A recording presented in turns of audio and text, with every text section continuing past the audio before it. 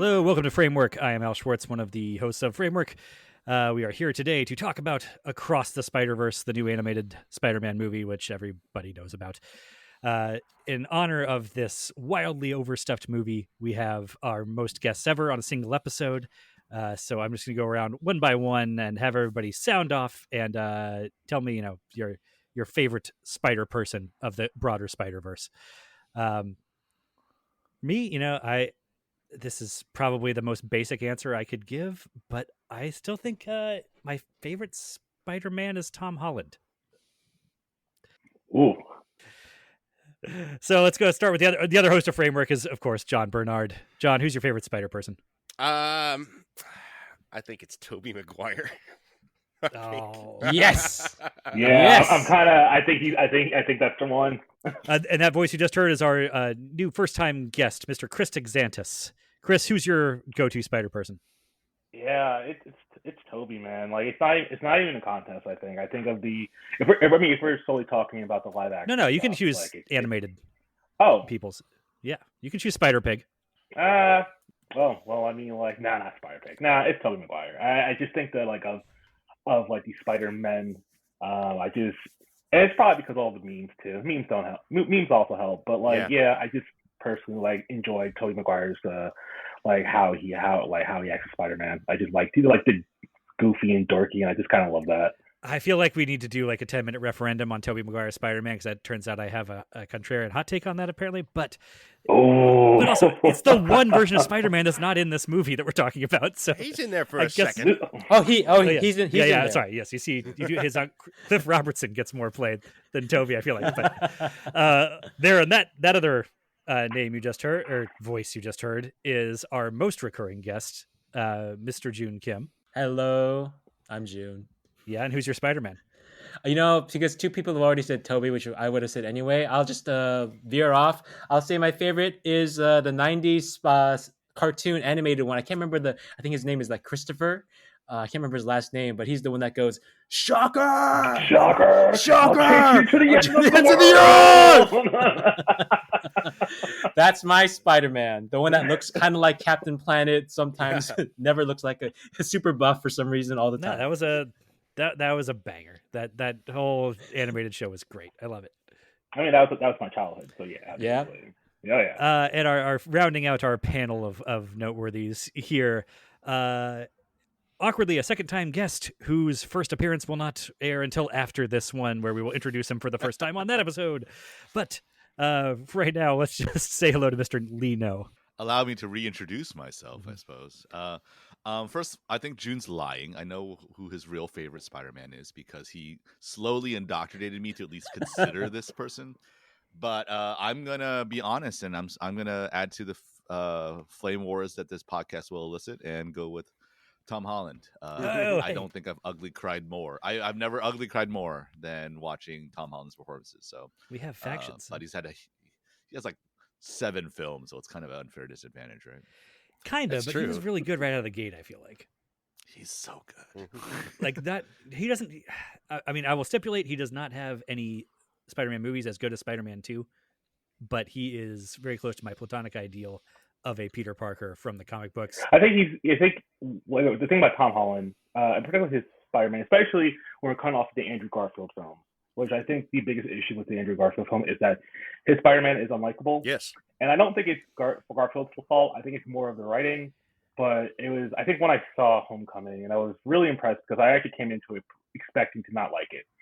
And I remember that's the thing that I really liked about it most, that like Tom Holland, he's just a likable guy. He seems like a likable guy. And I think that comes across in his performance that you just kind of can't help but root for him. I think you have to be right that it's not Andrew Garfield because he's very likable in No Way Home. My thing with Andrew Garfield's Spider-Man was, I mean, if you could sum it up in one scene, I think I've said this before here, but it's before he gets bitten by a spider. It's not him getting bullied at school. It's him standing up for other kids who are getting bullied. And that change feels like a studio deciding like, well, we don't want him to be a nerd. And it's like, okay, you don't get it. Right, that was the whole big thing. Like the whole big thing I remember with the trailer for the first Amazing Spider-Man was, oh man, he skateboards. Yeah. And he's a loner, and he's like, yeah, it absolutely felt like we need to make him like awesome and cool and sexy, and I think that kind of missed the whole appeal of why people gravitate to Peter Parker, or actually to Spider-Man in general, especially when we're talk about like Miles Morales. In the Into the Spider-Verse and Across the Spider-Verse, where I think what's so appealing about that character is that he feels like he could be one of us. Of all, like, you know, just the superheroes in general, that he's just a random guy that got bit and decided to take this responsibility. And Andrew Garfield does not feel like that. He was he was always meant to be Spider-Man. Isn't that's narratively part of it, isn't it? Yeah, like yeah, it is. His parents were spies who always wanted him to be. Yeah. Oh, God. right. Okay. Oh my God. Oh my. His magic blood is the only one that would work. Oh. You know, This is a good lead into the actual thing we're here to talk about, though. The Yeah. Are we just going to talk about Amazing Spider-Man 2? Are we just going to do that? You guys already do that? No one wants that. June, do you want to talk about Amazing Spider-Man 2? I would be on that one. No, no question. yeah, you could come on do that one without us. You know what's great about this movie? Great about this movie. No, I'll just like a 2-hour podcast. It's just June by himself, just talking about Amazing Spider-Man 2. I'd listen. Yo, it's Spider-Man. It can be done. It can be done. yeah, just do a solo commentary. That's I've never seen Amazing Spider-Man 2, but that's how I would watch it for the first time. It's bad. June will lie to you. It's not good. But we're not here to talk about Amazing Spider-Man 2. We're here to talk about Spider-Verse 2. But what Chris was saying about that Andrew Garfield characterization, though, is something that I feel is a threat in these Spider-Verse movies that they pretty definitely sidestep. That, okay, for starters, I think that I'm probably going to be the coolest on this movie of anybody on this panel, or apparently The anybody coolest? in the wider world. So you'll be like the Andrew Like Garfield. you're the guy with the skateboard perspective on this movie? The chilliest is That what I doesn't- meant to say. Oh, Frostiest. Yes, the frostiest. That I don't like. These movies get hailed as just groundbreaking masterpieces of film craft that revitalize and save the superhero genre and yada yada yada. And I am not that on board with these as the saviors of cinema. And I think that a big part of that is there's a half dozen things about the Spider-Verse movies that I object to on just a fundamental conceptual level. That one, I'm just totally over the multiverse at this point. It's not done with you. Why? Whatever for? Why would you say such a thing? Yeah, I mean, you probably don't need me to really explain all that. But if I say that it feels like we've been doing this for a long time now, and for as inventive and clever as you can get with that stuff and funny sometimes, like the gleeful charge of seeing like, oh, this Spider-Man's a Tyrannosaur, like, is just not there anymore. Like, I've seen 6 seasons of Rick and Morty, I've seen Quantum Manias and Multiverse of Madness, and I'm just not going to see The Flash, no matter how good anybody tells me it is. So you thought this way about the first one too? Like Into the Spider-Verse 2, like To a degree. Yeah. So the thing is, I actually, and if we're just gonna get right into it, I love the first one. I love Into the Spider-Verse, and I actually am one of those. I won't say it's superhero or cinema, but I will say that it is like a classic in film, right? And it's probably up there as one of the better Spider-Man films. I like Across the Spider-Verse, but I actually think I am kind of close to where you are, Al, because I started. If we're going to talk about and there's plenty of like think pieces on thanks to the film, also the Flash, about like superhero films reliance on the multiverse. And I did feel some of the ickiness that sometimes I felt with other films in Across the Universe, especially I like when it starts connecting the Sony Spider-Man films. There's a part of me that's kind of like, I don't know if we had to go that far.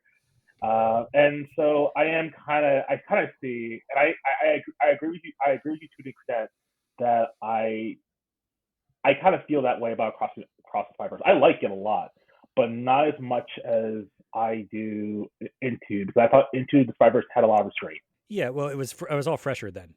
Between, but the multiverse hadn't been played out quite as hard, and the animation style was new. You can only be fresh to us once, although Across is really going hard on trying to be as visually just dazzling to the point of pummeling as possible.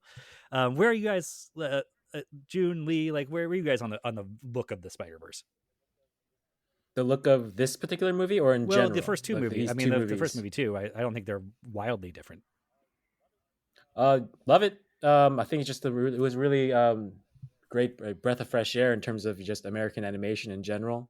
Yeah, just the nonstop inventive. It's constantly playing with comic book, like actual comic book page conventions, editors' notes, all that stuff. And this second movie goes It goes so hard. way harder. Yeah. In a way that almost makes the first movie feel quaint when I kind of look back on it, right? But as someone that like to me, like whether how much I liked it or not, I say go for it. In this case, it took like maybe the opening to like acclimate myself to it, but I was I don't need to look for Easter eggs like when they're like being like hurled at me at 1,000 miles an hour. So I just kind of let it wash over me. So a lot of stuff I'm just kind of paying attention to: use of split screens, use of color shifting, different universes having different aesthetics, all that stuff. I could have done it with a lot more of what they did with Gwen's universe. I love that. I thought for a second I thought the whole movie was going to be like that. I just kind of forgot about the whole multiverse thing because it just lets you ease into her story first before going back to Miles, right? So at first I thought that was going to be like the aesthetic going forward, but so a little bit disappointed, but it makes sense. And so when it comes back to it, just it's gorgeous stuff. So yeah, nonstop praise for it. Really, it's just I guess other than the fact that I can completely understand somebody just being like, this is too much, I can't take this, which is the similar thing I say to people who just can't stand Speed Racer, which I thought of Speed Racer a lot during Across. There are other films, June. I'm just saying. Right. No, there isn't. There is only movies that start with S and P for the title. In June's heart, there's only a few movies, and oddly enough, Amazing Spider-Man 2 is one of them.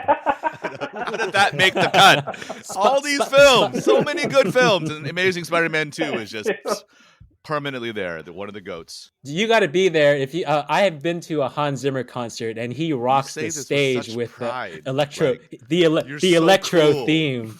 He just goes so hard with that electro theme, and I'm just thinking about Jamie Foxx's gap tooth merging together in the electric eels as he becomes Electro. We're gonna do it again. We have to stop talking about. We can't. I got to get out of this loop. Like I'm in this horrible time loop, and it's June talking about Amazing Spider-Man. And the stupid gap healing powers. And he's still standing on this hill. June, stop humming the electro theme. Never! This is dumb. Well, okay, you know what? Okay. If you've seen any superhero movie released in the last 4 years, then you know that the only way to get out of a time loop is to go on an adventure across the multiverse, assembling different versions of yourselves, one of whom might be a dinosaur. No, just run back into the same, like, what Nexus moment of Electro's gap being healed, because that's June's doing. Yeah, that is a canon moment. Yeah. That is a canon moment. Oh my god! You go back and kind of stop Hitler. Spider-Man 2099 there. It's like, sorry, bro, it's a canon moment.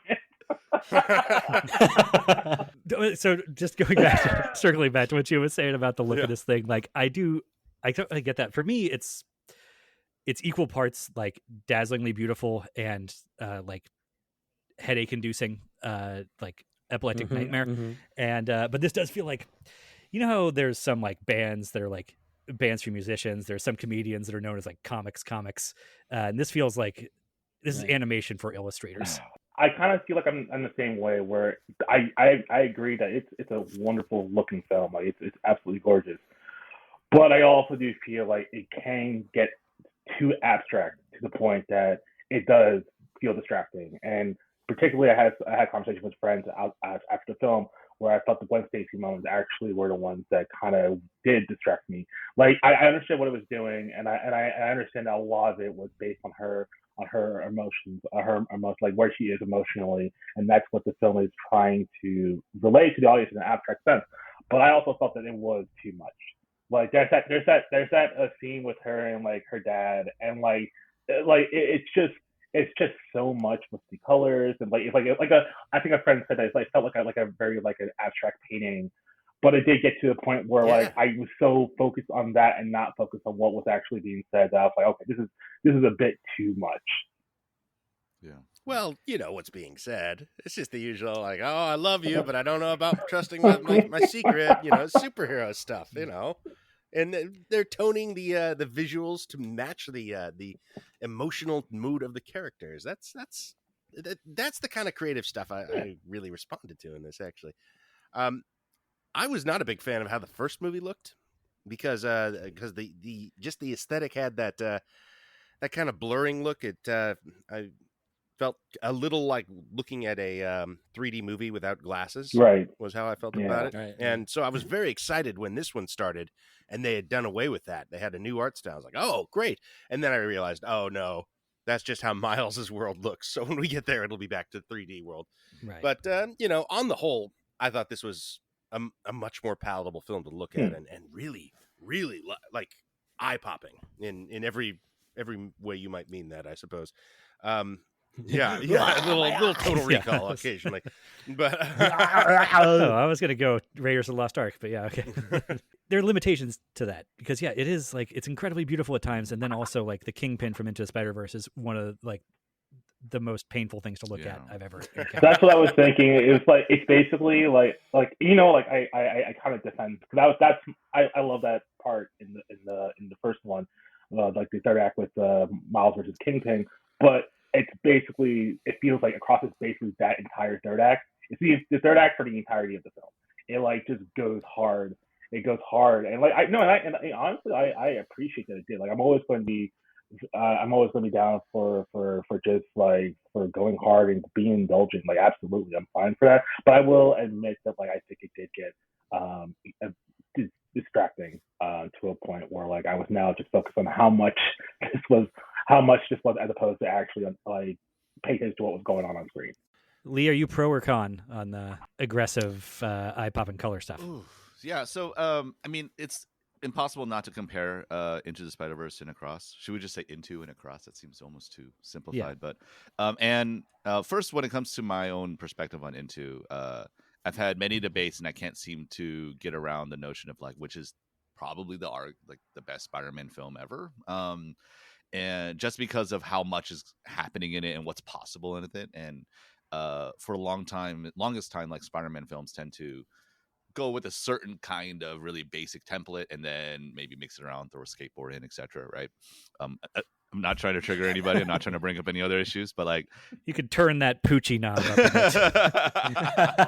a bit. But gosh, that's such a deep cut. I love it. But what I love about the first film, while it's very loaded, and I mean, at the time I thought it was like a sensory overload, it still was a really tight story that had great callbacks and made sure it took care of a lot of loose ends while still having, you know, Nicolas Cage in there somehow, right? Right.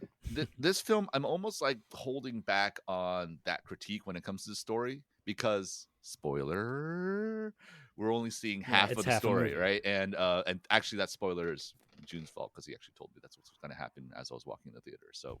Dang. I just told you that it ends on a cliffhanger. I think a good thing to know going in, honestly. I actually think. I'm being mean, yeah. but like it really didn't have much consequence for my willingness to go see a film to the end.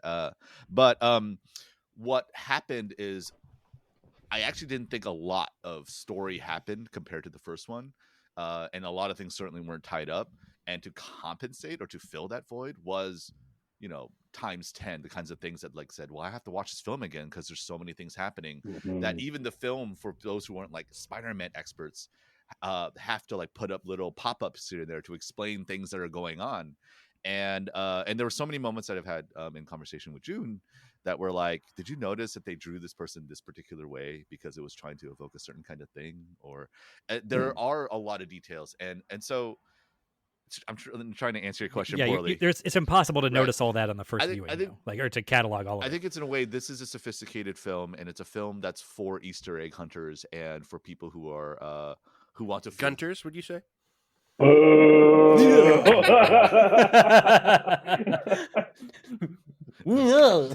really trying not to bite on, and there's so much bait in this conversation, I swear.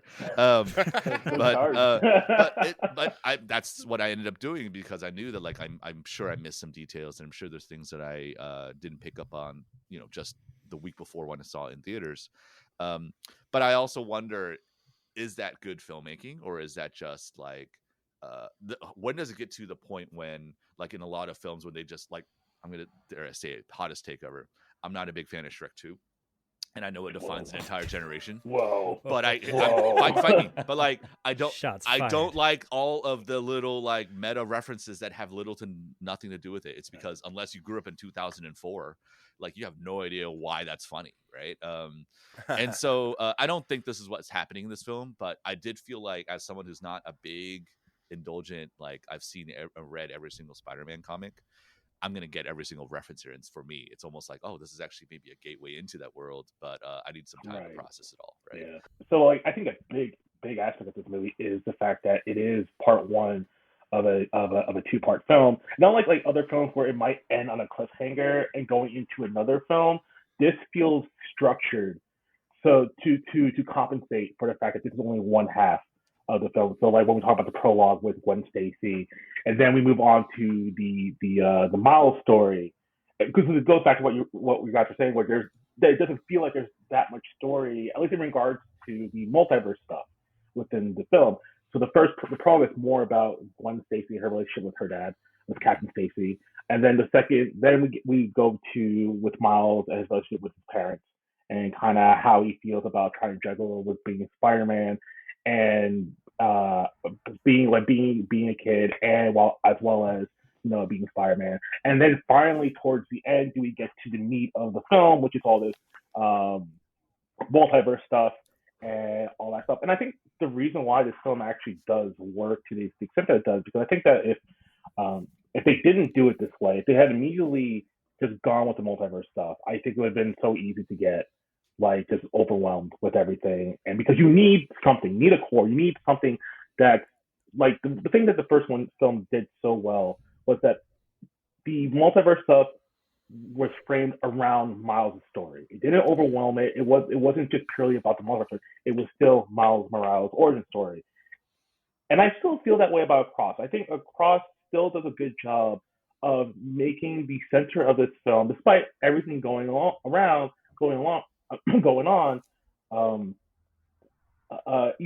I never felt overwhelmed. So even when towards the end, where we finally meet Miguel, and what's essentially like a full-on just Miguel just explaining the plot to both Miles and the audience. I think what works about it is that I'm still within Miles' headspace, emotional headspace, as he's realizing that, oh, wait a minute, you mean I have to let my parents die? And I think it still worked for me on an emotional level. So it worked for me. I mean, these are very smartly put together movies. There's absolutely no denying that they're, I can be as frosty on it as I want, but I have to absolutely respect the craft of this. Right, absolutely. And not just the art craft, the narrative craft, the creativity is impressive here. I think I have a very unusual opinion of these films, which is that I'm very much in line with you on the first movie, Al. I was kind of like surprised people were so taken with that, and I had like just problems with it in general, narratively and thematically. It really bugs me that they're it seems like the theme of that movie is that anybody can be Spider-Man, which is an entirely metatextual idea. Like in world is like, well, yeah, anyone can be Spider-Man, provided, of course, that you are bitten with a radioactive spider.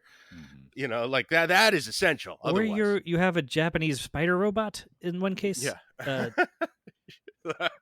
One of my fundamental gripes here is exactly that I, in addition to just being over the multiverse, I feel like Spider-Man is a really bad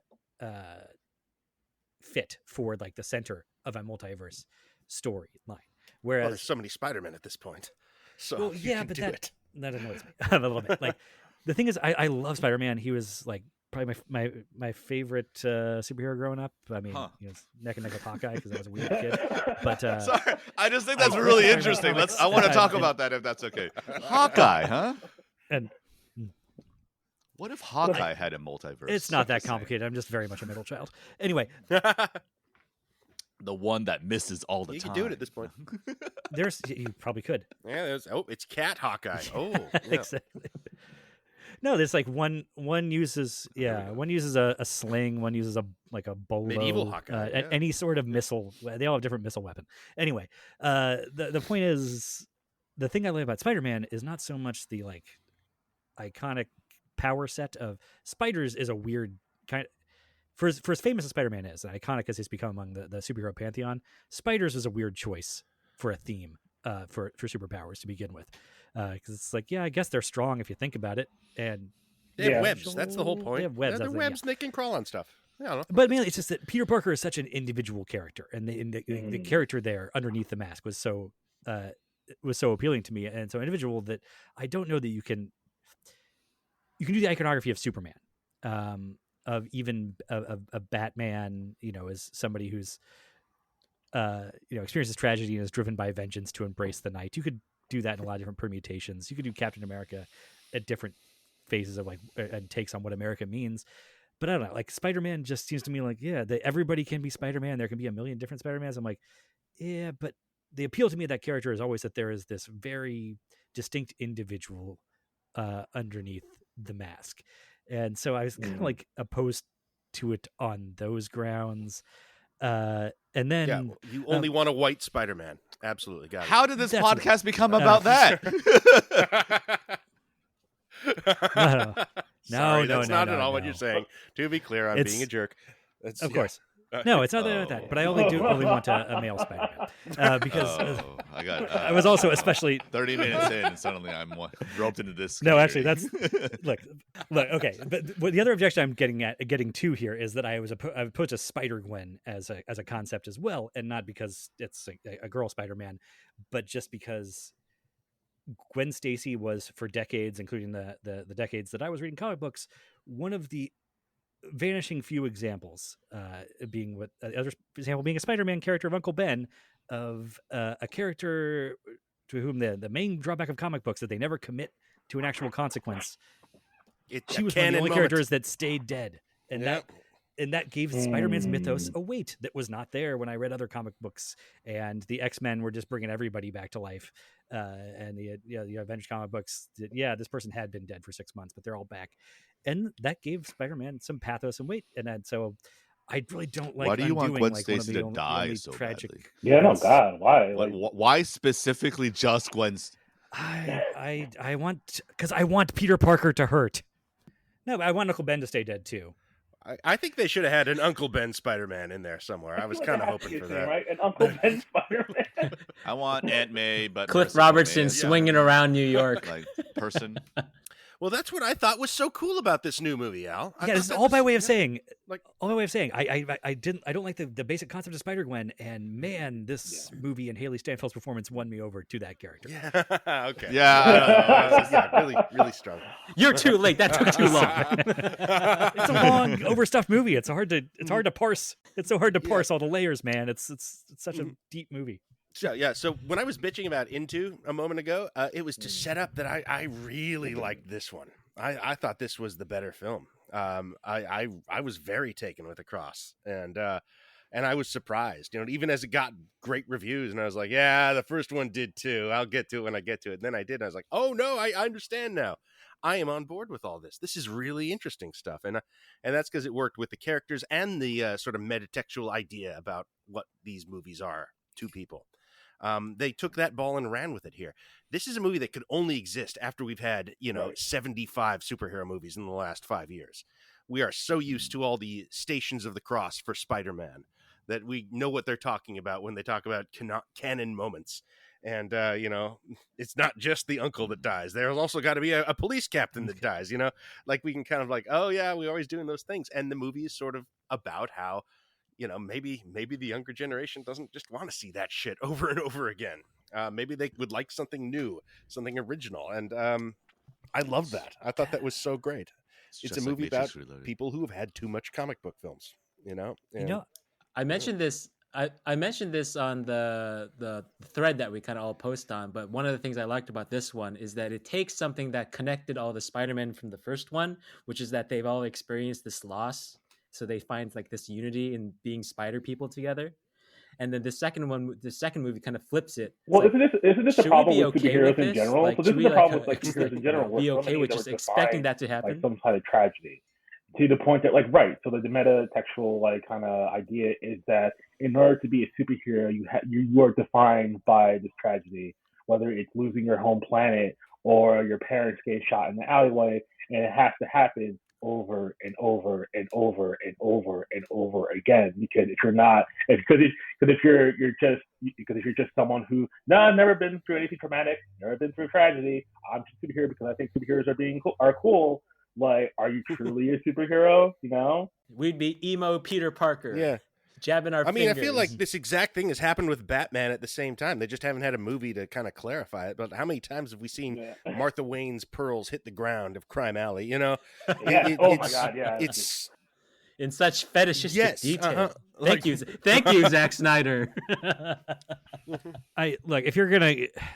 If you're not to defend Zack Snyder, but if you're going to object to fetishistic detail, then why are you even going to a Zack Snyder joint in the first place? We're not talking about that. I said thank you. Please, may I have some more? Yeah, that's like that. Sorry, we need to slam the door on that tangent right away because that could take up way too much time. Stop it, shoot! You have to control yourself. No, dude. my power. You have to control yourself. Everyone here. And I wonder if you guys felt the same way as I did. I remember when the movie ended, I felt, and I could tell it from the audience and from the friends that I saw it, and this didn't feel like a typical superhero film. This didn't when you see like your typical Marvel or even Into the Spider-Verse, to kind of go back to like what we're talking about. It's like Into the Spider-Verse. I mean, I love that movie, but that felt like a regular superhero film. You go in, This felt like super weighty in a way that like I remember when the to be continued happened, there's this weight in the audience where like everyone just felt like, whoa, like this wasn't what I was expecting. And it's from the get go, from that prologue with Gwen Stacy, it's even more so like there's so much like thematic weight, like it's so apparent from like the first frame. And then when it ends, you're like, wow, like it's a lot, both in a like I think more so for me in a positive way, and in some cases negative. But in terms of like the story being told, this felt like different than what we're used to when it comes to superhero films. That's really worth exploring because compared to the very first film, I'm trying to remember like the first 15 minutes of Into is just pure like, all right, let me start again, right? And it goes very frenetic, and we're just seeing a bunch of fun montages. In fact, it connects us to catching up to anybody who's like Spider-Man cinematic film and making fun of some things here and there, right? But just making sure that we're on the same comic book page. In this one, they do a little bit of that, but then it gets right into like the sheer emotion of Gwen Stacy's universe. And I think it's trying to set us up for like this might be pretty heavy, right? Although I don't know how much it commits to it or not. Well, you got like Renaissance Vulture there. I mean, Yeah, and like was it Andy Samberg plays? I don't even know anything about this. Ben Reilly. He's Ben Reilly, right? Andy Samberg. He's Ben Reilly. He was also the baby Brent in Cloudy with a Chance of Meatballs. So he's been working with them for a while. Where's Akiva? That's all I want to know. He's been with Lord and Miller. He's been kind of working with Lord and Miller. They wrote music for Lego Movie too. They wrote Everything Is Awesome. They've been slightly involved in all those Lord and Millers, except Solo. They're fine. Although that no longer counts. I'd say there's a different start to the tone, and I honestly wasn't sure how to feel about it. Not because I actually do think the like Gwen Stacy or Spider-Gwen's a great just like it's there's a lot of tiny details about how she spiders, which I find lovely, from her ballet shoes to she's very punk rock, and that's a whole thing with me. But like but it wasn't someone who started off with a lot of curiosity and like in all the early Spider-Man films. This is somebody who's just full of anger, and what an interesting precedent to begin the rest of the film. So this actually circles back to some stuff I was saying earlier, though, like in addition to being resistant to the idea of Spider-Gwen just because you're reversing one of the only 3 deaths in comics that actually exists.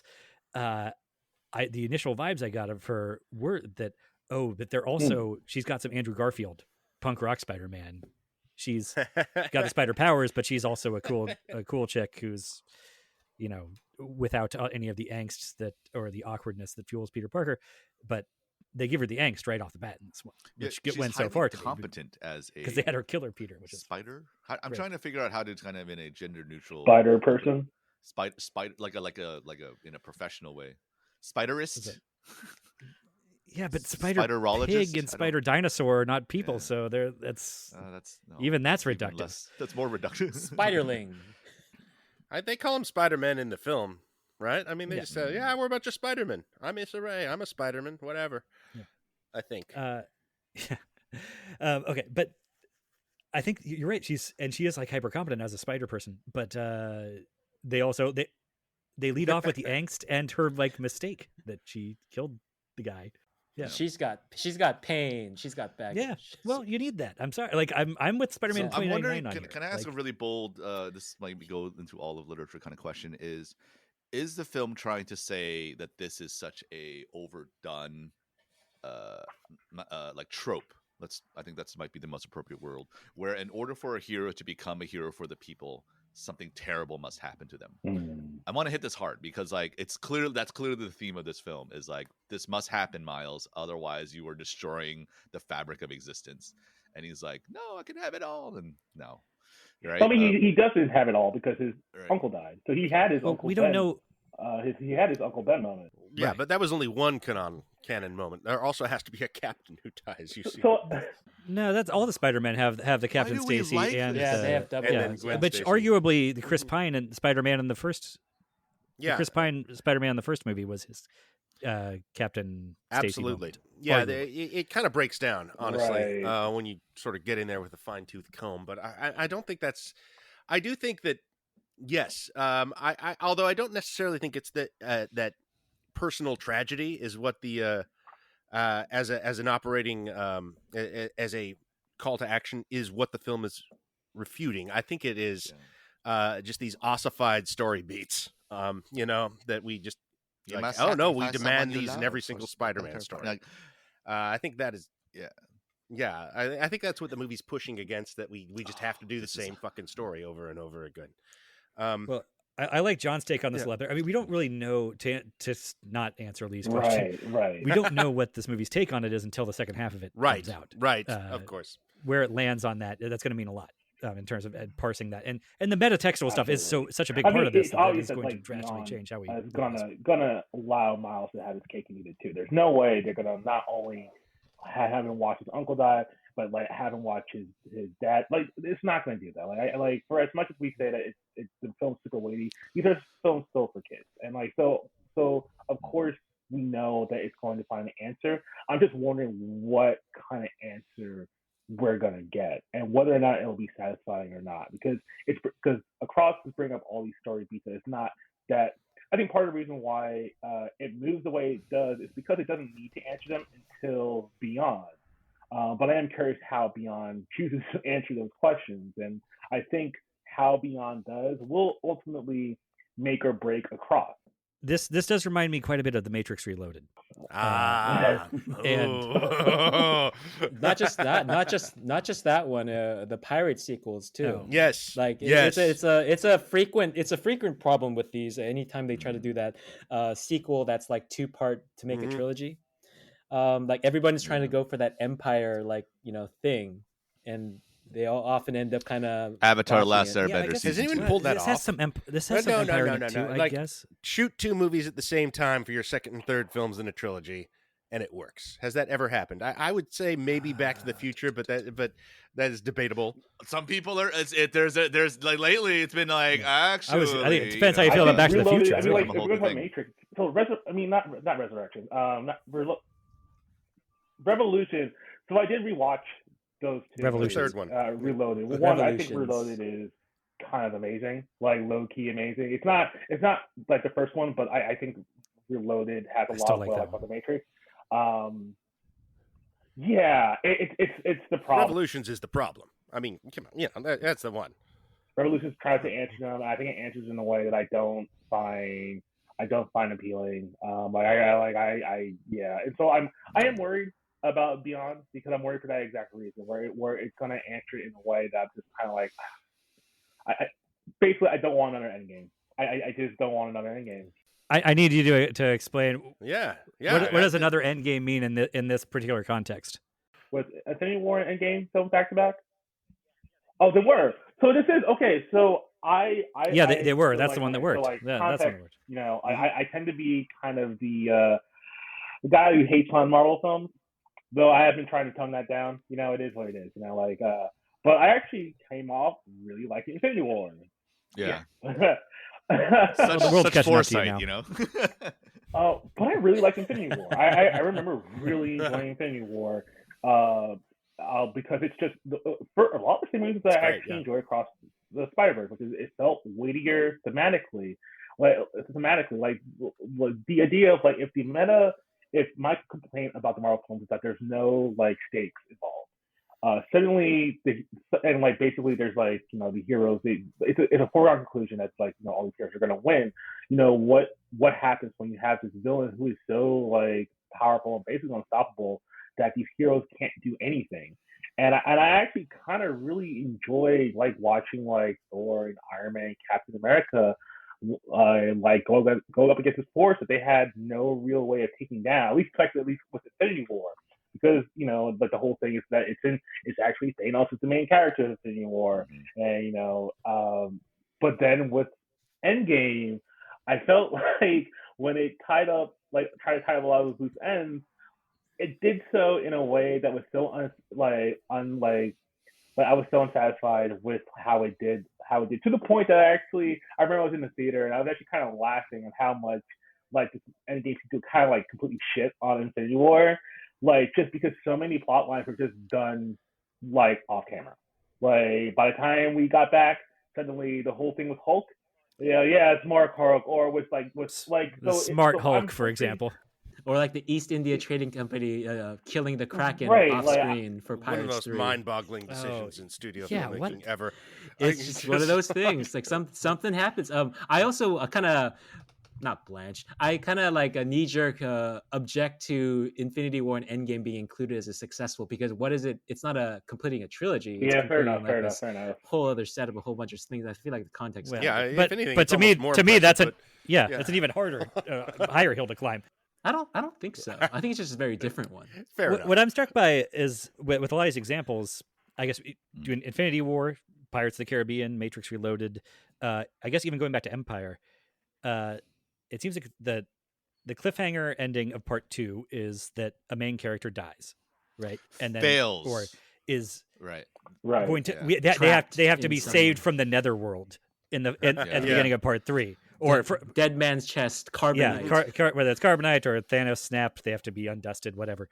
And that seems to be everything. Miles has to be saved from the darkest timeline that he's trapped in now. And but the reason why I specifically would connect it to Reloaded is I think my audience did feel kind of taken aback by this cliffhanger, and I think it's less because being trapped in the darkest timeline was really shocking or anything. It's just that the rhythm of it felt weird, that there wasn't a giant action sequence to end, right, to cap things off. Feels like Act 3 is about to happen. Yeah, which is how Reloaded felt. Mm-hmm. Yeah. Whereas Infinity War has a big action climax, you know. Oh, so like the big action finale for Across the Spider-Verse is the big escape from the you know, Nueva York, right? Yeah. So and then it's the big kind of cool down part is him realizing that he's in the wrong universe, and it's just kind of setting up. Because so one of the things I like about this one, that even if like Beyond the Spider-Verse, you know, just botches it hard, I would still be very cool with this movie, because I've been around this Matrix Reloaded, Pirates sequels thing so many times. I remember the Chud forums back in the day, remember all those theories people had about after Reloaded, the Matrix, like, within a Matrix like, stuff. Yeah, like it's all that stuff. People like overthink this stuff so hard without any concept of building an actual functioning movie. Right, absolutely. They will always go for like the most simple answer by the time it comes to actually tying this stuff up, right? So even so, when I came out of this, I enjoy the thrill of a good cliffhanger. Like I just enjoy that feeling. Thank you, June. Thank you. Yeah, we Yeah. understand. We That understand blue what balls, cliffhangers that are, blue balls June. You don't feeling. need to go Blue into. balls, blue Oh balls. my God. Anyway, what just happened here? Yeah. He was glitching. Yeah. Oh God. what do you mean? Anyway, what I love about this is they still frame this in a way where Gwen's story bookends this movie with, it opens with a very ominous, like she basically lays out that she betrays her Yeah. friend, and it's done with this amazing, like Daniel Pemberton's score. I love. I've been listening to it like a whole bunch. The first track and the last track, and I realized that it's basically the same track, but the first one when she's like not part of a band and she's just like so inner turmoil about herself. She doesn't want to be in a band right now. Her drum solo just kind of whimpers to a close. But then that same track comes back for the big cliffhanger, and that Big drum drum solo sound. is just Oh, going that's cool. I didn't insane notice that. That's with great. layering in Miles' theme, the Prowler theme. It just goes so hard, and then boom, and I'm just like yes, like I love that feeling. Like, so even if Beyond messes it up, I still have this. Right. Yeah. Yeah. So to me, like, and but don't trust me. I'm the guy who watched Dune Part 1 and said, "Oh, I'm good. I don't need Part 2." Like, like the story is just beginning. It's like, no, it's not. That was a good ending. He's the chosen one. Go off to the desert. Like, like I like these like self-contained experiences.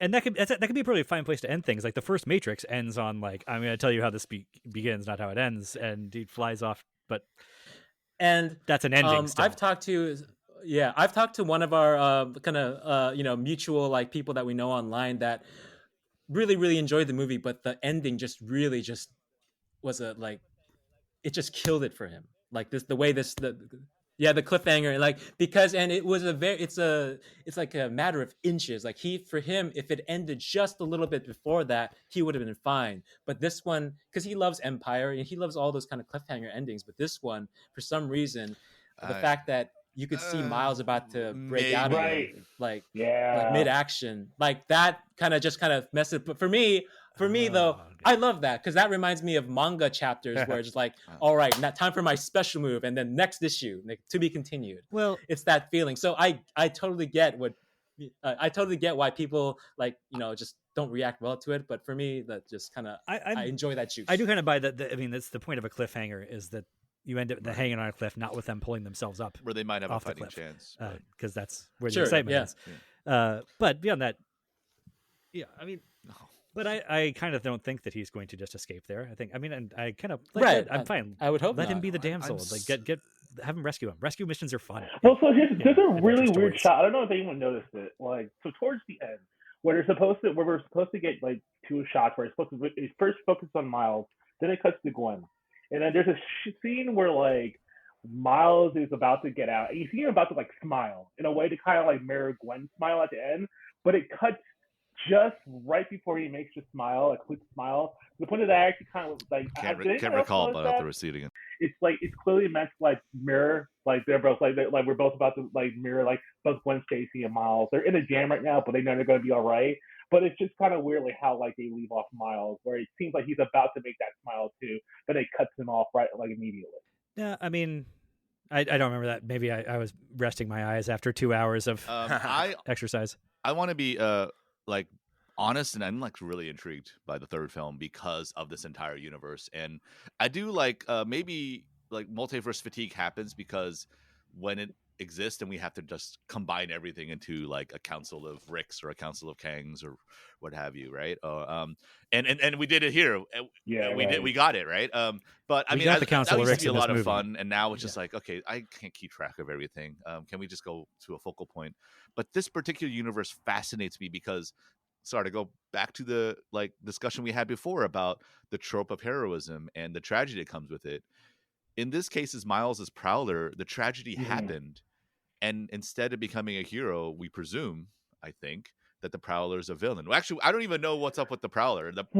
Yeah, is the Prowler Batman? So what do you guys think? Wait, so my thing is that, so that's what I know some people have like looked at. Like, I actually think Miles Prowler is meant to be a Batman kind of, because like, okay, so like I know some people put it like, look, like, you know, the city's like New York's all fucked up and all that, but I also find it really weird how like Miles' mom seems pretty like chill. So I don't think it's we're really in crime alley here where like the villains have taken over everything. I do think the real, and also let's just be too easy. And also another antagonist. So let's say Miles Prowler is another bad guy. So we got Miles Prowler, bad guy. Spider-Man 2099, bad guy. And ultimately we got like the Spot, bad guy. That's 3 bad guys. Remember what happened last time? We had 3 bad guys. I don't want to talk about that. We don't want to talk about it. So we talk about like, you know, Batman Forever, Rhino, you're including Bane. That's one of the villains of Batman. Bane. Conversely, maybe we need more than one villain when we have 19 Spider-Man heroes. You know, that's fair. Yeah, it's not a bad ratio. Throwing in an army of Green Goblins and shit like that, I'm into that. I mean, they can do that stuff. I mean, I'm something of a Green Goblin. Yeah, myself. if they had like a Green Goblin, Hobgoblin, let's bring back Hobgoblin. Come on, let's do it. Like, yeah. Get Mark Hamill to voice it would him. be fun if we found out in the third movie that all the villains have their own Nueva Yorks. Like there's like hundreds of thousands of rhinos running around or something. Like, do it. Why not? It's funny. I do take Chris's point. I don't think it's a fully like, you know, dystopian apocalypse there. No. I do kind of think that his mom is chill and normal because it's preserving just the twist reveal. Moment more than anything. But I also think the Prowler, Miles Prowler might be antagonist for the first act of the third movie, but he'll be on side by halfway through. Oh, sure. I'm sure. You know. I tell you what I thought was going to happen. I thought what we were getting to when they go to a world without Spider-Man, I thought, is it going to be our world? Is it just going to be like regular New York? That would be pretty cool. That would be an interesting thing. And it's like, oh, lateral no, connection. But where do you go? There's prowlers and if it does anything like what the 90s cartoon did, it'll be our world where Spider-Man is just a show, a comic book that's on, and he needs Stan Lee. Interesting. That would be fun, right? I would be interested if they had done that. No, that would have been that would be Last Action Hero. Nothing wrong with Last Action Hero. Why not? Make Last Action Heroes good. Oh man! Because the Last Action Hero was very clear. There is no Last Action Hero 2. It is the final action hero. They didn't end it right. Into the last action hero verse. That's what it was. Into the Arnold verse. That's what that movie was. On a lateral. Oh my God, it is. Wow. Yeah, none of this is new stuff. We've been multiversing all our lives. It has happened before. It will happen again. On the topic of Prowler and of existing in our universe, so to speak, how do we feel about Donald Glover? So that's good. That's something. Thumbs up. So good. I actually feel the opposite. Fine. I'm kind of in the. This is the moment where I think things get a little too gross for me. And it's the same issue that I've kind of always had with some of the Marvel stuff, where I think you're going a little bit too far, because I can't, because I obviously it's supposed to be like a little fun thing where like, oh yeah, you know, and like I understand that, but I also kind of understand like the whys of it. And why we're connecting like the live action Spider-Man film, Barbie getting Donald Glover, and I think it kind of goes into what Al was saying about like how being tired of multiverse stuff, and I kind of also am getting there too, where I think the multiverse stuff becomes so overwhelming, where now it just becomes just oh hey, look at all these different Spider-Man, or like, oh man, look, we got like your favorite actor as Captain America. It's like brand management. Right. There's that really good that Polygon review. They did about the Flash. But I think the thing that it kind of what I like was when it ends. It basically ends with like what we're seeing. All these like multiverse stuff.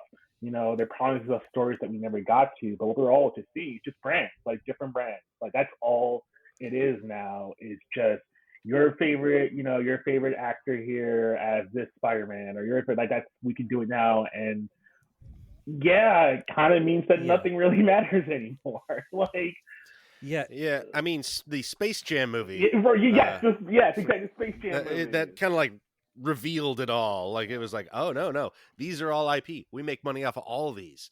Yeah, you like the old Batman, the old Joker? old Danny DeVito Penguin, we get a nickel every time you say you like him. So here he is again, and it becomes so mercenary and capitalist at that point that it's hard to get a thrill from it. I mean, especially in Space Jam, I think when you have, artists dealing with it, you can still get a bit of a thrill out of it, as you do, I think, in Spider-Verse. But, I don't know. We'll all see the Flash. How do we get to Space Jam? We'll see where that lands. I found the Venom callback to be actually kind of nicely subtle, just because it didn't involve Venom himself. It was just the See, I thought that was like a nice. I thought that one was I just appreciated. Oh, that's a nice subtle nod.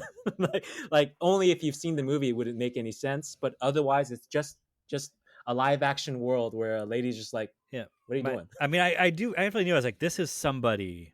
It's something, and my stepson had to tell me, oh, she's from Venom. Oh, that makes total sense. But like, that or the Donald Glover cameo, like, there's nothing wrong with them on their own. It's just they're saying that the multiverse fatigue means I can't get it up for that kind of thing anymore. It doesn't, like, the charge isn't there. I'm like, oh, I'm not blue balls, can't get it up. Well, I'm no longer surprised that you could get Donald Glover to sit in a chair for 10 seconds. Yeah. How much do you probably paid him so much to do too? Like he feels like he's kind of over all this stuff. He's kind of doing his own thing. And he looks as bored. He looks as bored as Chris is. Yeah, he looks absolutely bored. But that's what you're saying. It is exactly what you're saying. Though we crossed some sort of event horizon between where it stopped up to a point. It was cool and exciting to be like, oh, they can actually get the X-Men and the Fantastic Four together or whatever. We can get all these people together on the screen at the same time, and that for so many years that was an impossibility. That we had. What a triumph of scheduling! And now it does feel like, oh, this is just refusal to let any branded IP die or even go into remission for it a hot second. So, man, I don't give a shit about seeing Michael Keaton as Batman again. It is funny that the Flash has had its thunder stolen from it so repeatedly at this point. Like, the version of what they're doing in that movie has happened like 5 times since they made that film. And just what a cursed film. May I say, we have Michael Keaton. I was fine with Drink it! Yeah. But that's the curse of the entire Snyderverse, though, because Civil War beat Batman vs Superman to the punch, and then Justice League is the exact plot of Infinity War. Yeah. I mean, it just doesn't go as far with it by doing the actual thing that makes people remember Infinity War. Yeah, I wanted to say regarding the Flash, I was especially talking with June. Like, I really want to see this film for some reason. Well, for one reason, and you can pretty much figure that out. But for the most part, especially, it's almost like I don't like the way that the film is revealing itself, right? Like, I was okay with the quickest of cameos as someone who grew up during 1989 and know that Batman. But then, in subsequent trailers, it's probably not for my generation, but I was completely turned off by, like, what you're citing a line that's not appropriate for that moment. That's not even a Batman line. That's a Bruce Wayne line. Right. So it means nothing anymore. It means nothing anymore. It's devoid of. That is the problem. I mean, look at Fortnite. You are taking all these IPs, like ripping out the context, and it's just they mean nothing. It's just brand. Like, that's it. Yeah. Ready Player One, John. God, another door we cannot afford to open right now. No, but I guess we're already opened the Flash door. So I do. Yeah. Not done with these either. If you're sick of them now, lots more of these coming. That's the thing. Like Kang Dynasties, all that shit. It's happening more and more and more. I do find if the Michael Keaton cameo had somehow been able to remain a secret, if that had been able to genuinely surprise me, then I would have gotten it up. I would have been excited by that. But it's impossible. They got to sell it. I feel some sympathy for them because they kind of got backed into it. Even if it was a small cameo, it's like, well, at a certain point in that movie's production lead, I'm pretty sure. marketing cycle. Well, I don't even know. Even if he isn't, it's just their first lead became too toxic to actually do the promotional tour. So they kind of had to pivot to, you might not be that into Flash right now for reasons or whatever, but you get a lot of Batman. Like, let's just Batman. There's plenty of Batman. I would see a Michael Shannon film. I do. Right? It's more about I just want him to yell. I want as much Michael Shannon. Yeah. and his utter disdain for everything. Oh my God, Yes. Michael Shannon on the publicity tour. You want that? Yeah, Oh, it's that's great. I was magnificent. like, I'm not interested or excited. I about don't this film like at all. Earth. Thank you, Michael. Why am I on Earth? I get. Why am I relegated to a dildo pod? There are dildo questions to spare about Man of Steel. That is, Oh, there was a I snippet can't and believe then some some. of the That's shit it. that Congress is investigating without the dildo decisions. No, look, Michael Shannon. He's speaking for me in that case, which is great. But also, like, even if I'm totally into this, part of the appeal of Michael Shannon, I don't want Michael Shannon to be totally into. You the want to comic. be our placeholder? I want him to be like as Zod. I want him to be one step out and genuinely. I want him to be a little above it. I will buy a new house.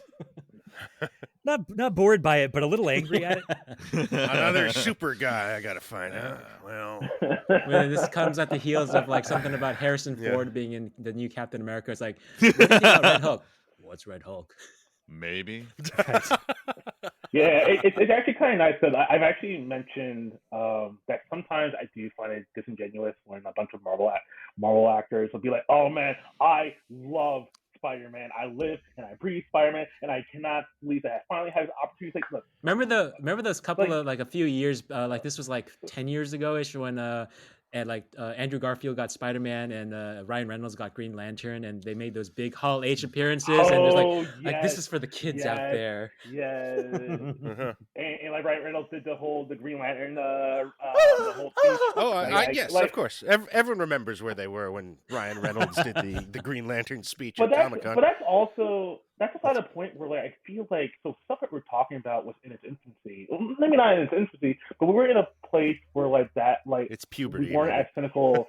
Yeah, we weren't as cynical about it as we are about it now. So stuff like the Ryan Reynolds stuff, I remember I thought that was like that was cool. Like I remember that was, but it didn't feel like I didn't feel negative about that stuff the way that I do now. Whenever I see like a celebrity go on about like how much they love this specific franchise, I'm just kind of like I just like roll my eyes about it because it's like because I don't 9 times out of 10 I don't believe it. I don't buy it. Well, you could buy a little more when somebody's talking about Spider-Man or Wolverine, maybe about being like into them when they were a kid, when they're like, "Oh, you know, Quicksilver was such an important character to me. I was obsessed with Blue Beetle as a kid." I'm like, Or "I'm when not sure if when I'm when buying Al this." stars in the a new Hawkeye movie at some point.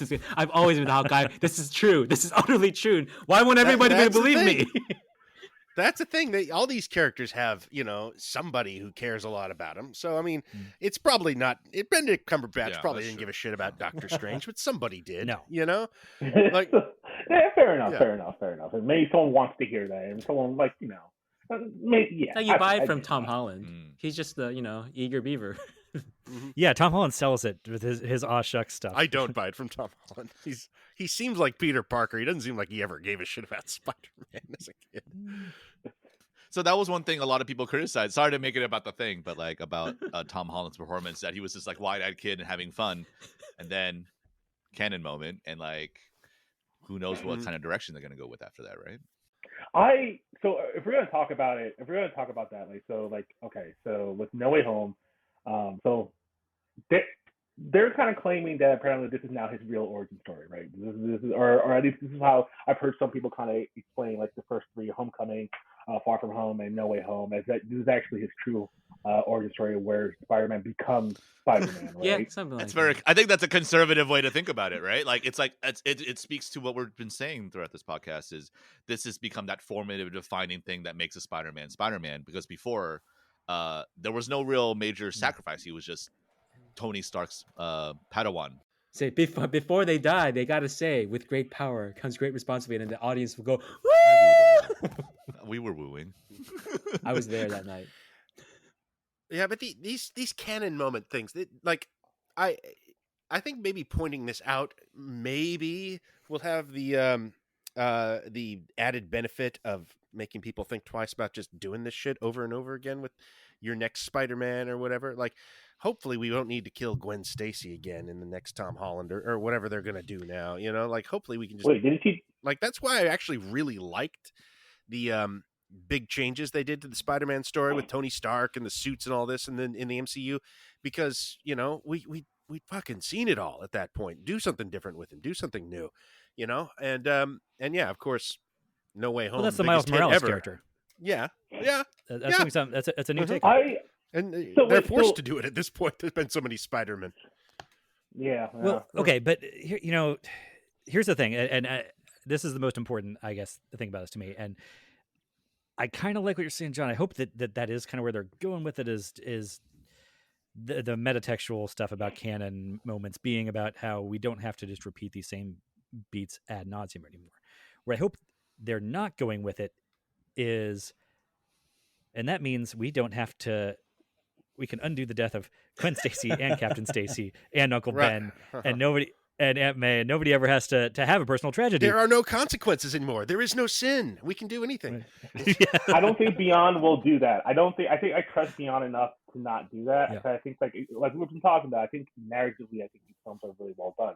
The problem is though, is that I think the multiverse and how the industry is using it at large is exactly what we're using it as. We're actually going to be, but we're going to be at a point where we're going to get Captain America back. And not just, a new Captain America, but like Chris Evans back. We're gonna get.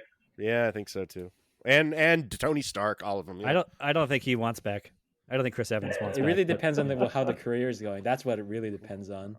They'll have him sit in a chair for 5 minutes in the Kang's dynasty. I bet they can do that. Well, okay, but as far as it relates to the Spider-Verse, you don't have to kill Gwen Stacy every time, but in my opinion, you do need to kill though? like, there does need to be some consequence to heroism. I'm kind of inclined to agree with you, Al. I am also. I think that's the question that's going to be explored is whether that confrontation of sacrifice, that moment when Neo chooses one door or another, right? It's the same freaking moment. I'm as Matrix Reloaded. I mean, to me, I'm. Yeah. No, I will save both. But you guys do think sacrifice is needed though. Like to be like a full for like some level of sacrifice is required. Well, it doesn't necessarily have to be a person's death though. Like does someone have to die in order for you to be like become a full-fledged hero? Like can you is there a way around this? They can't kill Miles. There's a way around it for a little while at least, but I think ultimately when you're doing superhero stuff, you're ultimately dealing in stakes of life and death all the time. That's ostensibly what's either going on. that or the losing somebody's soul to the dark, basically. Yeah, and you can do that for a while. But then that always risks, since they're alive, they can always turn them back. You could always do the fact that Harry Osborn's the Fast and the always Furious, everybody becomes a part of the family thing. Yeah, or Mandalorian runs the exact same playbook. You do make me nervous when you say that, Al. That is something they could do. I feel these movies have been too well written to really go for that and realize that by losing personal tragedy, like that's a huge part of what Spider-Man is, and without that, he means less. I feel like he's not giving up anything to be Spider-Man. Like they know Spider-Man then well not the enough to character. have made this film. They're probably going to realize that one way or the other. I would hope so, and yeah. I hope that's sort of where we're going here. If we're taking laying odds, I mean, I'll give you a billion to one odds that Miles Morales' dad is not going to die in the third movie. Right. Because it's not Spider-Man to let someone die. Like he can't it's supposed to be this way. That is very not Spider-Man. I think the one who's at greatest risk is Jake Johnson, Peter Parker. Oh, that could be Miles' Captain Stacy. I'm worried about it. It's not Gwen Stacy. It's got to be a dad, a husband. He's got a kid. Mm-hmm. Yeah, well, no, that's going to be Miles Morales' captain figure. That he doesn't. You just brought down the whole room, Al. That would make me very sad. That only excites me. I'm going to be bold. I don't want that either, man. As a father of daughters, that would devastate. Mayday. I think that's the really weird issue with this movie, though, is that in some of the I think the fact that we're kind of talking about it, the more meta it gets, the more questions that arises. And I think we've kind of talked about what counts as a captain. So is the film literally saying if you make captain, if you are someone who's at the top, demote me, damn it! It's no, you're so good. You're so good. Right, and there's so many so we've been talking around this, we haven't talked about Miguel at all. Surprisingly. Yeah. And it's a good character. Or Spider-Punk. Spider-Punk is amazing. Spider-Punk rules. Yeah, that's the example. That seemed like such a Rick and Morty gag to me. I was just okay, whatever. I'm so impressed at how well the commitment to that bit really still sold it to me, and they still find him like a way for his insane, like they make a joke of his insane cartoonish commitment to anarchy or whatever, but it also becomes a plot point that actually there's kind of load bearing in the plot. I love that when he quits, and then but he also like I love that that's just a great moment, like and congratulating the baby on being an anarchist for crapping her pants. He's such an anarchist. He will give something to Captain Stacy. He'll give something to a cop. Well, he's up. He doesn't follow even by like the punk orthodoxy necessarily. He's very consistent. He's very consistent in that way. But I found Miguel like to be actually really interesting. Not like I think the performance is really good. But what I found so interesting is like actually what's not said about him, because there's a lot the film kind of holds back in terms of his character and why he acts the way he does. I think the part that I actually found really like that sticks in my head is that part where they're fighting that vulture, right? And then that one shot of him about to literally just take a bite out of his fucking like dude's neck, and they never go back to it. They call him a vampire at one point. Yeah, I think apparently I think I read somewhere that actually is part of his moveset or whatever. But I know nothing about the character. But this movie doesn't explain. Like there's that one shot, and then he kind of Gwen Stacy calls out to him, he just doesn't, and never goes back to it. But to me, it says so much about like where he is mentally, which is all kinds of fucked up. Or like when he like reveals it, like I took the place of my not my clone, but like of like I like my like there's a universe where I died and I took its place, and he doesn't go into too much detail. But what I got from this, like wow, that's super dark, because that's you taking the place of your twin, living their life, knowing full well that like that's not you, this person's wife. He did what Scarlet Witch is trying to do in Multiverse, or what Rick and Morty do all the time. Yeah. It's such a good Rick and Morty episode. That's so good. It's like, we can't do this too many times, Fuck Morty. The squirrels again. And surprisingly, this is one of the few Marvel thingies that I don't think Rick and Morty writer was on, unlike the MCU stuff recently, where like all of Dan Harmon's people end up writing for Marvel, but not. I don't think this one. I know this is like the Lord Miller guys. Yeah. I mean, Lord and Miller are but they feel like they're Rick and Morty writers. I mean, they're already kind of in that style, right? whichever way you want to have it. And that's kind of thing. I feel like Lord and Miller, from what we've seen of all their work in even the stuff they didn't direct, there is such a savvy awareness of these tropes that hopefully the next movie will manage to avoid the usual stumbling blocks. I trust them. I tend to trust them. Yeah. I definitely trust him to do something interesting at this point. Yeah, totally. And I wanted to harken back to an earlier point that was made, that we were talking about like who is likely to be the captain sacrificed, and I had an idea that was enforced by the recent discussion around Miguel replacing himself in another universe. I think the Mileses are going to really bond. And I think that decision, however they play it out, is going to they're going to be the captain to one another or whatever. I should throw this. I don't think a captain's going to die. I think anyone's going to die. You know what? I got another pitch for you guys. What, Stacy again? No. During the course, no. Spider-Man Miguel is the main bad guy throughout most across Spider-Verse, or beyond. But throughout it, he comes around and he places himself in the captain position for Miles to sort of he goes to police academy and then gets promoted really, really fast. Well, he's a captain of the time cops, That actually makes sense. They're all time cops. I don't think they can actually like go through more canon moments here, and well, I guess they can do whatever, but it seems like a rejection of those.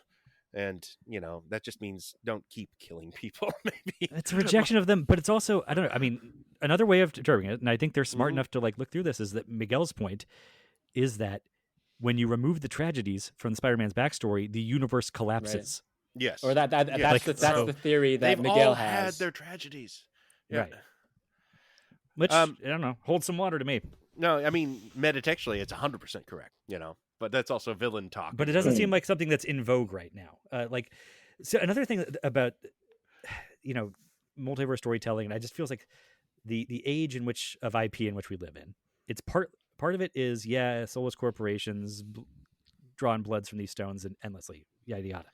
Another part of it, I feel like, is that you have the fanboys who grew up and have now taken over the IP that they were obsessed with as kids, and they bring, in some cases, some kind of fan fiction sensibilities to it, which involves coddling their characters and trying to remove all the tragedy from the stories that actually moved them as a kid. Do you have an example? Do you have an example that you feel like might be the case of this?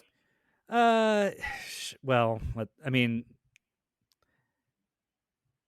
I'm trying to think what the best example of it is, but it feels like all of Star Wars and all of Marvel is losing. Yep, I feel like you were going to say Star Wars. So that's the one that I was thinking too. I was trying to nail down a specific example, but really, it's general vibes, and it's removing it. Part of it is, wanting to, even when they create the new character, and they just want to be the bestest, and they want to avoid the tropes. Yeah, but the way of that also means that they avoid challenging them too much. I mean, they're just kind of in limbo, because what do you do without the tropes? Yeah. Well, if you don't have any angst, are you Spider-Man? If you're just doing it, I mean, is Indian Spider-Man who's just having a great time and says it's very easy for him?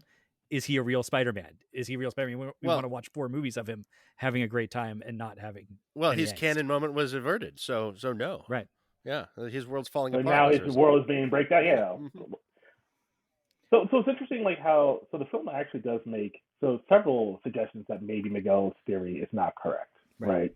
So odds are, like, I think so. Is the Spot able to go through time as well? Was that specifically? The impression I got throughout, I thought about it during the movie when I was seeing it. It seems like all time is kind of linear, kind of going at the same rate. Is the sense I got from the Spot, going back and forth, like, but. He was great, by the way. Jason Schwartzman, great. Oh yeah, absolutely. That's such a great from the beginning where he's just this bumbling villain to actually just like legit, horror abstraction, right? Like really cool. Yeah, very well done. Very well done. Thing. No, does there have to be some sort of time travel shenanigans going on because Spider-Man 2999 is in futuristic New York? Yes, I guess that's true. Is it or is that an alternate New York where it's just with more advanced technology, but it's still the They year don't really. Do they call that Spider-Man 2099, or is that just a meta reference? They right? don't. I want to say they don't. In the comic when it's slammed down. I don't think they say that out loud. The comic slam down. I'm very impressed with the infrastructure of that universe. I'm just saying. I just wanted to. I like space elevators, but I know like Elon Musk probably had something to do with it. The space elevators, whatever. But yeah, like even if they're like no, probably not, because it seems different years. Burn. Nice. I get no sense of time dilation from any of the travel so far. Like, I feel like that just introduces a whole other thing, and I hope they maintain the linear aspect of it, so that there's no time travel shenanigans. So Leonardo DiCaprio's version, or not DiCaprio, Da Vinci's version, that takes place in the modern day as well. No, not modern day, but they're just all going at the same rate, however they exist. I don't know. Like they're not one is not moving faster than the other. I see. I've got like even though does that make sense? I don't think so. But in terms of just the way this plot will function, I hope time dilation is not a part of it. Well, yeah, I think you're entirely right. That it's the last. This shit's complicated enough without doing layers of time travel heists on top of it. They can do whatever they need to do the story they want to do. They can just this is how it works. Of course, but I think they should have layered in some more time travel stuff in this one if that was gonna be a huge factor in the next one. Well, we are saying that so what we're saying is that everything that we've seen, so you have is happening just a linear fashion. It's not like him going back and forth, because I think the idea that I was thinking is that everything that's happening in Miguel's theory is really just a Spot just wreaking havoc. Would that make sense? Yeah. Or I would like if they wanted to, it could. Because if he couldn't he go back in time and prevent himself from becoming the Spot? But maybe at that point he doesn't feel like he needs to do that anymore. Just all that's right. Maybe he doesn't want to do it. Like he's tasted that power and now he's fine. But just. Or it's a canon event that can't. God. Yeah, there's a whole Spot society out there too. Right? We're talking about what we want to have happen. That's but really, I want things to be as simple as possible. Like which is kind of antithetical. Asking for a simple Spider-Verse movie is I mean, in the end, I feel like it is it will come down to something simple though. It'll be dressed up in like the most aggressive filmmaking, but in the end, the actual core of what's happening will be simple and it will be based in emotion, which is usually what like most solid storytellers will do. Well, I mean, like I think of like Matrix Resurrection. You know, if we're talking about the Matrix, simple. like how I remember. Oh my God, that's the example of a I mean, despite being made by the creator, that is a fan fiction movie. I mean, I feel like we have a lot of like, you know, I actually really like Resurrections, but I remember like the months leading up to it having so much like just like engaging in so much like complex theory of what it's like. Oh, it's this meta textual movie that's going to look back into the film itself and blah blah. It's like no, it actually didn't really do that at all. It actually was pretty simple. Like, well, it's a metatextual movie that is about the metatext of the creator not liking what right. Some people have said about his movie. Like, right. Good stuff. That's what I don't want Yep. that. It is kind of what I want. You want I like that for the third? I don't want that. You know. No, okay, but here's what you're right. I want what June said to be true. I want it to boil down to something sort of basic and an emotional core. Because honestly, like I was saying, for all my resistance, the idea that anybody can be a Spider-Man or to have Spider-Man going around, I was really won over by the web swinging date between Miles and Gwen. Lovely. It's just absolutely lovely. One of the best sequences I've seen in a movie. I found myself wanting a more straightforward Spider People movie where Miles and Gwen and Jake Johnson, Peter Parker, fight some villains in Spider stuff and have some fun because they're. I actually kind of agree with that a lot. I would like that. Like, and when they get to the Council of Ricks, I check out a bit. You know.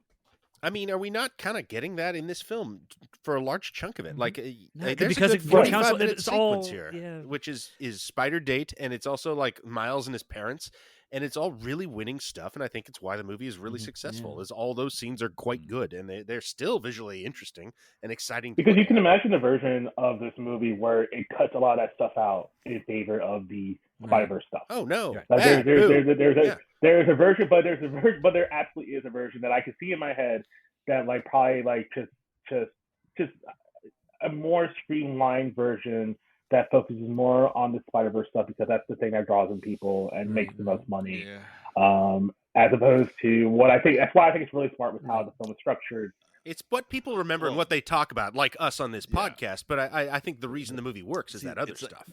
You know, right? You know, absolutely. Yeah. I actually agree. In a way, it's structured by focusing on Gwen, focusing on Miles, so that when we get to the Spider-Verse stuff, we're not completely overwhelmed. I like I was going back to like why I enjoy this as its own standalone movie, despite the fact that it's technically half the half the plot it is because it really hammers home Miles's mom just wanting him to stay true to himself, and his big move at the end is to say, no, I'm going to do this my own way. So I feel like that's why I love that moment. I feel like that's, I love that moment that's so much. That, along with Gwen's framing device of her starting a band to get her friend back and turn reject the Spider-Verse, like reject Miguel's worldview.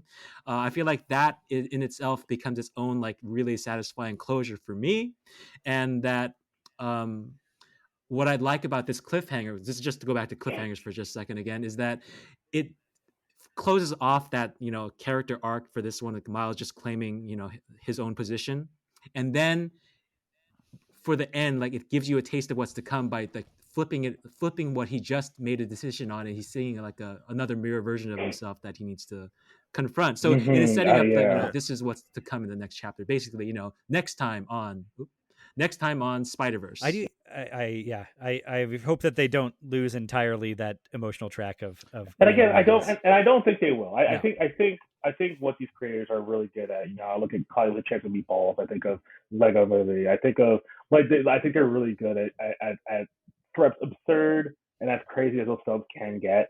I think they do have a good focus on the emotional core of its characters, and that's the thing that you kind of remember when you walk away from.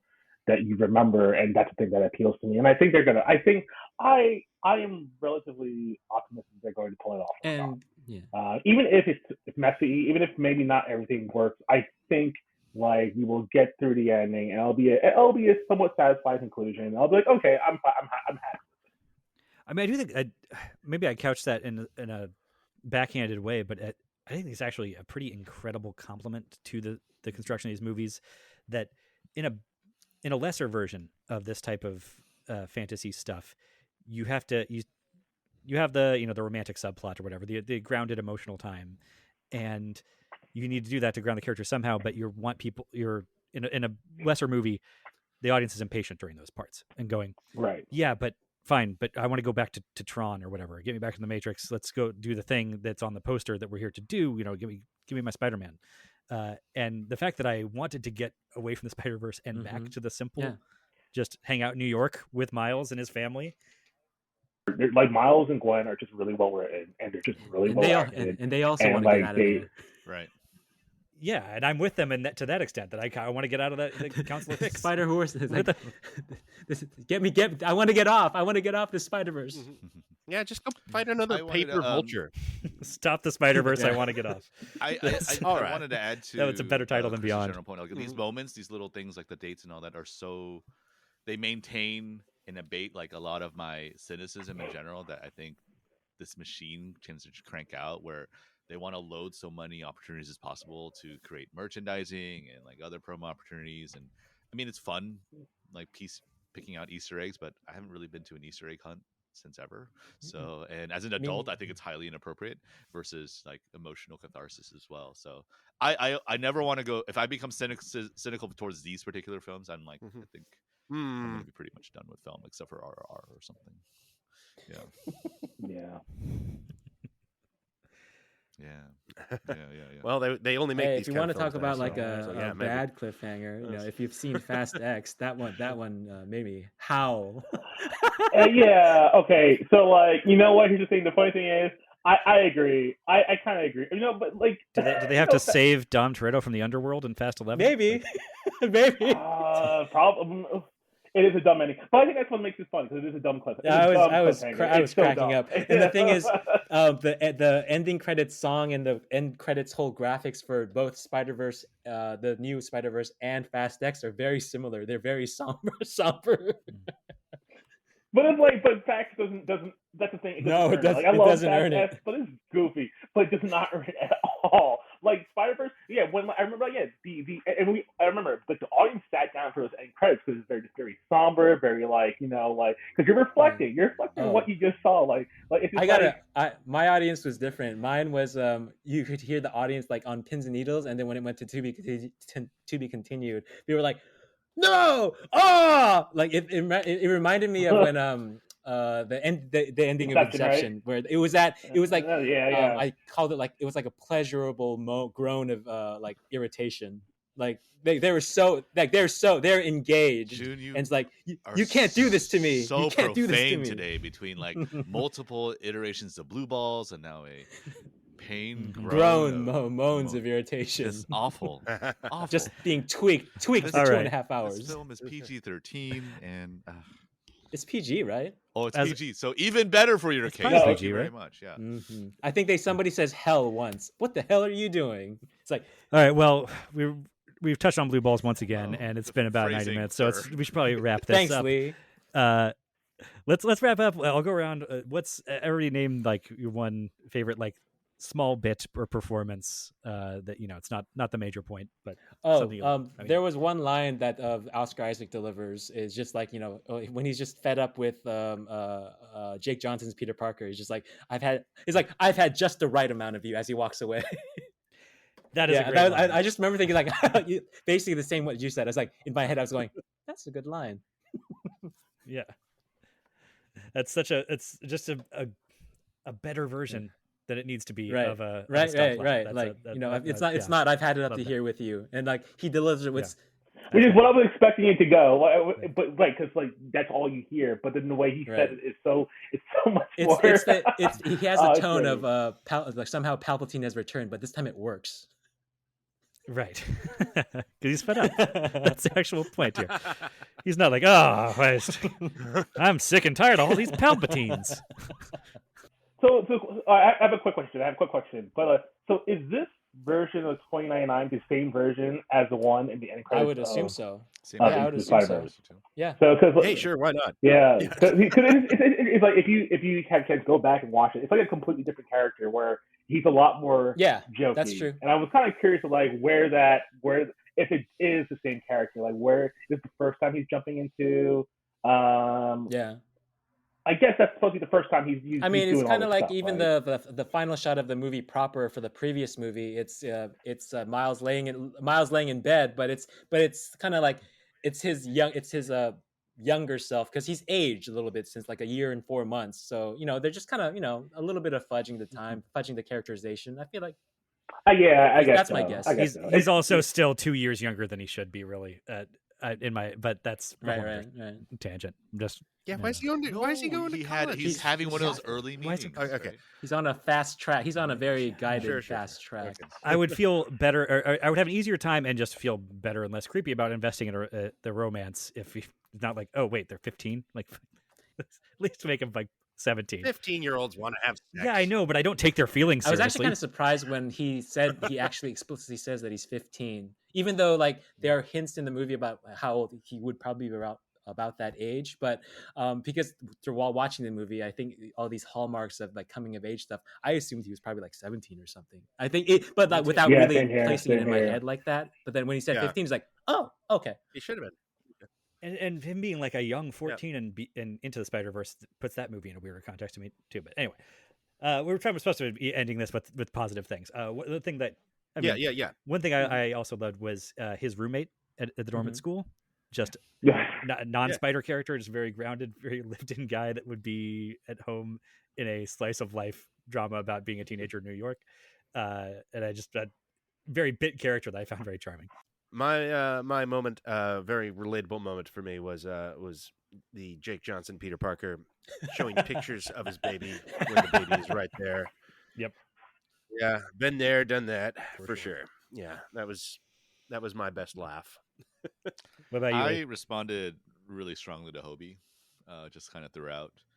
Oh yeah, he's so good. Yeah. And Pretty I great. found Yeah. I loved just how much he. I mean, for one, Daniel Kaluuya is just awesome, and it's nice to hear when Daniel Kaluuya is able to speak in his normal accent and be very like hardcore British again.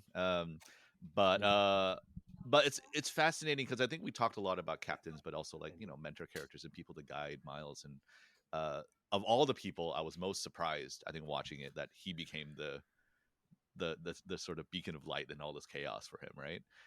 So I'm very curious as to what they do with the next character. Or where he goes in the next episode. I think there's going to be a movie, lot, absolutely. something key there, and I hope nothing too tragic. But you know what? It's Spider-Man. We can't hope for too much. Yeah. All right, Chris, close us out or leave us on a cliffhanger, whichever you're. Yeah, like honestly, I'm just gonna go with it's really just Miles, and particularly that scene where he's like, like, nah, I'm gonna do things my way. I actually like that scene. That was like a standout moment in all the trailers.